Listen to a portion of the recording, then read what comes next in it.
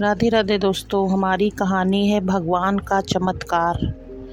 एक छोटे से कस्बे में एक रिक्शा चालक रहता था।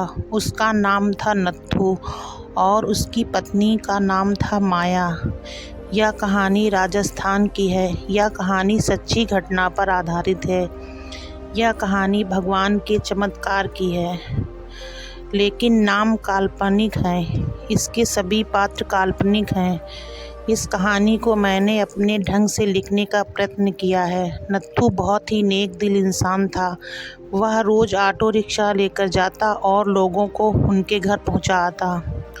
उसका व्यवहार छोटे बच्चे से लेकर बड़े बुजुर्गों सभी व्यक्तियों से बहुत ही अच्छा था। अपने मधुर व्यवहार के कारण लोग उसे पहचानने लगे थे।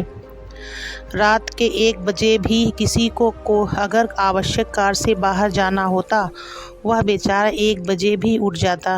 किसी भी लोगों को मना करने की उसकी आदत नहीं थी। महिलाएं रात के समय भी उस ऑटो रिक्शा चालक की ऑटो में बिना संकोच बैठ जाती थीं।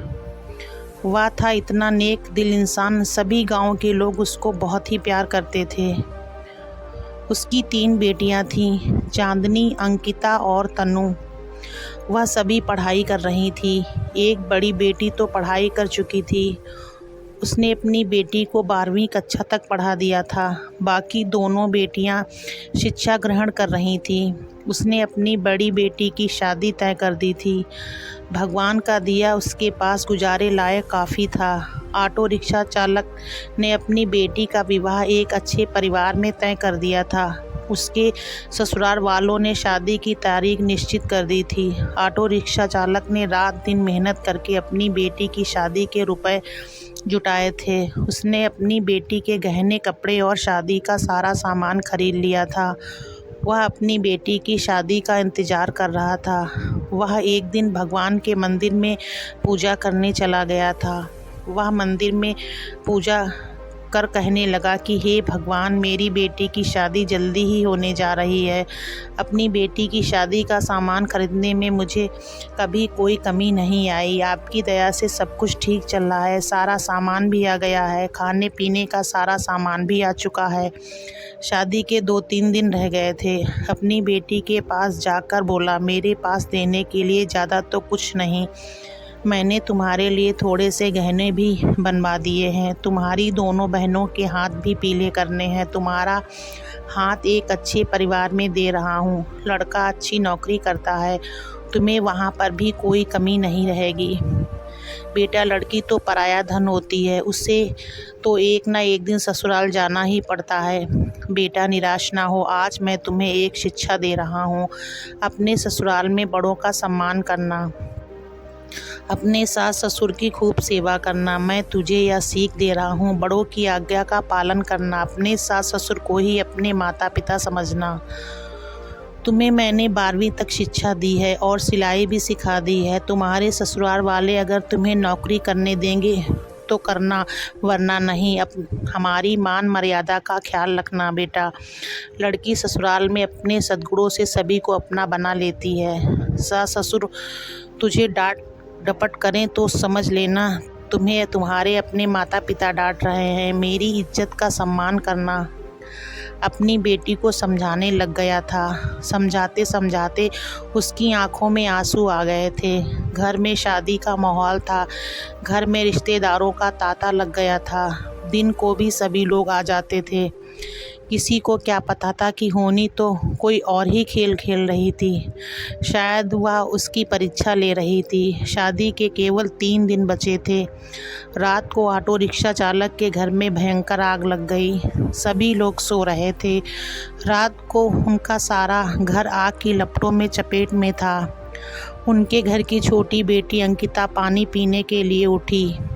उसने देखा चारों ओर धुआं ही धुआं था। उसने दौड़कर अपने माता पिता को जगाया। तीनों बेटियां चिल्लाने लगीं, आग आग, कोई हमें बचाओ। बड़ी मुश्किल से रिक्शा चालक ने पिछली बालकनी से जाकर एक डंडे के सहारे बालकनी से निकलने की कोशिश की। घर के सभी सदस्य बाल बाल बचे, लेकिन घर का सारा सामान आग की लपटों में खाक हो गया था। शादी का सारा सामान जलकर नष्ट हो गया था। चांदनी भी बेहोश हो गई थी। दोनों बहनें भी चक्कर खाकर गिर पड़ी थी। चांदनी को थोड़ा थोड़ा होश था। लोगों ने उन सबको बड़ी मुश्किल से बाहर निकाला। थोड़ी देर बाद जहाँ खुशियाँ छा रही थी वहाँ का दृश्य देखा भी नहीं जा सकता था। जो भी देखता उसकी आंखों से आंसू निकलते। बेचारा अब क्या करेगा, बिना शादी के ही बेटी रहेगी। दूल्हा तो अब उसे ब्याहने से रहा। कुछ लोग तरह तरह की बातें करते, जितने मुंह उतनी बातें। चांदनी दौड़ी दौड़ी अपने पिता के पास जाकर बोली, पापा आप निराश ना हो, आपने इतनी मेहनत से मेरी शादी के लिए रुपया जोड़ा था। पापा आप जरा भी चिंता मत करो, मेरी किस्मत में यही लिखा था, आप निराश ना हो। मुश्किल की इस घड़ी में हमें कमज़ोर नहीं पड़ना है। मैं आपका बेटा नहीं हूँ तो क्या हुआ, आपने बेटों की तरह हमारी परवरिश में कोई कमी नहीं रखी। हम तीनों बहनों को वह सब कुछ दिया जो आपसे बन पड़ा। तब तक दोनों बहनें अंकिता और तनु भी उठ गई थी। वह भी अपने पापा के पास जाकर खड़ी हो गईं। पापा हम सब आपकी ताकत हैं, हम तीनों आपकी बेटियां नहीं बेटे हैं। आज से हम भी आपके साथ कमाएंगे। चांदनी बोली, पापा अगर वह लड़का जिसे आपने मुझसे शादी के लिए चुना है मुझसे सच्ची मोहब्बत करता होगा तो यह सब देखकर भी शादी के लिए इनकार नहीं करेगा। मैं भी उससे खुशी खुशी स्वीकार करूंगी। आप जरा भी चिंता मत करो। उन तीनों ने मिलकर अपने पापा को उठाया। मोहल्ले के सारे लोग इकट्ठा हो गए थे। सब आपस में कह रहे थे कि ससुराल वालों को वह क्या कहेगा। जो भी आता शोक व्यक्त करके चला जाता। नत्थू के घर के पास के लोगों का तांता लग गया था। सभी कहने लगे कि तुम तो नेकी करके कमाते थे। नत्थू बोला, शायद भगवान की भी यही मर्जी होगी। उसकी पत्नी माया आकर बोली कि बड़े भगवान का नाम लेते फिरते हो, यह सब कुछ दिया आपके भगवान ने। भगवान का नाम लेकर भी आपके भगवान ने आपको यह सिला दिया। इस घर में भगवान का नाम कभी मत लेना। वह बोला, भाग्यवान, यह तो नियति का खेल है, भगवान को क्यों कोसती हो। तीनों बेटियों ने बड़ी मुश्किल से अपनी माँ को संभाला। किसी ने प्रेस में खबर कर दी। अगले दिन समाचार पत्र में आ गया कि नत्थू राम का घर जलकर स्वाहा हो गया। दूसरे दिन जब लोगों ने देखा, ऑटो रिक्शा चालक नत्थू का घर आग की लपटों में जलकर पल भर में नष्ट हो गया था। उसकी बेटी की शादी को कुछ ही दिन रह गए थे। बेचारा अपनी बेटी की शादी कैसे करेगा। जिस किसी ने भी सुना वह आए बिना ना रह सका। जितने भी लोग उसको जानते थे सबके सब आकर न जाने क्या क्या लाए। उसका घर उपहारों से भर गया। कोई जेवर लाया, कोई कपड़े, कोई राशन, कोई रुपया। जिन सभी नेताओं ने सुना सभी नत्थू राम की सहायता की। वह था ही इतना नेक इंसान, उसकी बेटी की शादी को भला कोई क्यों नहीं आता। शाम तक उसके घर में न जाने कितने रुपए इकट्ठे हो चुके थे। जब तीनों बेटियों ने अपने पापा को सारे रुपए थमाए, उन सबको तो अपनी आंखों पर विश्वास ही नहीं हो रहा था कि जहाँ पर सब कुछ नष्ट हो गया था वहाँ पर उनके पास इतना रुपया इकट्ठा हो गया था कि वह बैठे बिठाए तीनों बेटियों की शादी आसानी से कर सकता था। भगवान जब देता है तो छप्पर फाड़ कर देता है। उसने बड़ी धूमधाम से मंदिर में अपनी बेटी की शादी की। लोग आपस में कह रहे थे कि इस नेक दिल इंसान की सहायता भगवान क्यों नहीं करते।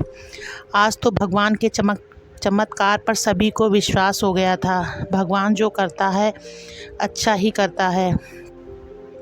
नत्थू राम की पत्नी आकर बोली, मुझे माफ़ कर देना। गुस्से में भगवान के लिए न जाने क्या क्या अपशब्द कह गई।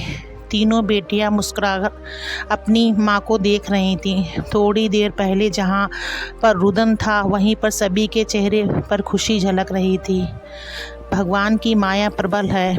वह इंसान की कड़ी से कड़ी परीक्षा लेने में कोई कसर नहीं छोड़ता। नत्थू राम और उसकी बेटियों ने मुसीबत की घड़ी में मिलकर एक दूसरे का साथ दिया, अपने हौसले को डगमगाने नहीं दिया। उसकी बेटियों ने एक बेटे की तरह अपने पिता के विश्वास को ठेस नहीं पहुंचने दी। भगवान ने रातों रात छप्पर फाड़कर उसकी सहायता की। वह बोला, इतने रुपए इकट्ठा हो गए हैं जिससे मैं तुम तीनों की शादी भी आसानी से कर सकता हूँ। भक्ति में ही शक्ति है। अगर आपको हमारी वीडियो अच्छी लगी, वीडियो को लाइक करें, शेयर करें। चैनल पर नए हो तो प्लीज़ चैनल को सब्सक्राइब करें।